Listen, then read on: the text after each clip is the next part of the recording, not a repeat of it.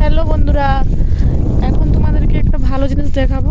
ভালো নয়, মানে খারাপই, কিন্তু কি বলবো আর। এটা যে কি করে গাড়ি চালায় না কিভাবে পড়ে যায় বুঝতে পারিনি, কিন্তু তোমাদেরকে দেখাবো কেমনভাবে কপলিং এটা একদম পুরো একদম পালট খেয়ে গেছে। রাস্তার একদম একদম সাইডে একদম উল্টা দিক থেকে পড়ে গেছে। হ্যালো বন্ধুরা, তোমরা দেখতে পাচ্ছ কেমনভাবে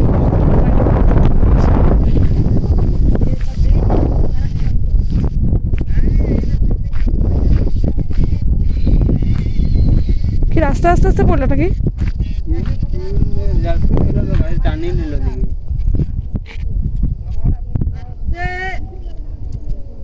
ও ড্রাইভার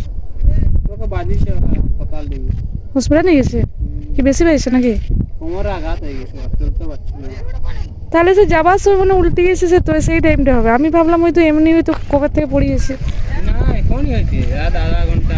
না না, আমি যখন এই মাকামারিয়াতে গেছি তখন উল্টেছে।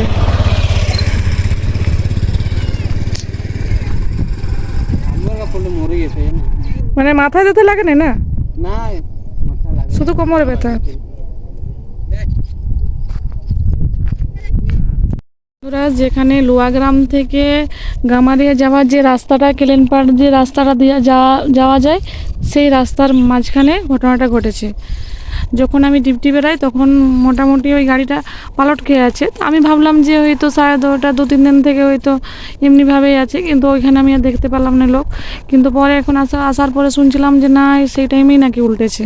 যে রোডটা ডাইরেক্ট শান্তিনগর যায় সেই রোডের মাঝখানে ঘটনাটা হয়েছে। ভালোভাবে গাড়ি চালাবে, আর যেমন এমন কিছু ঘটনা না ঘটে তোমাদের সাথেও। সবাই ভালো থাকবে, সুস্থ থাকবে। Bye, tata.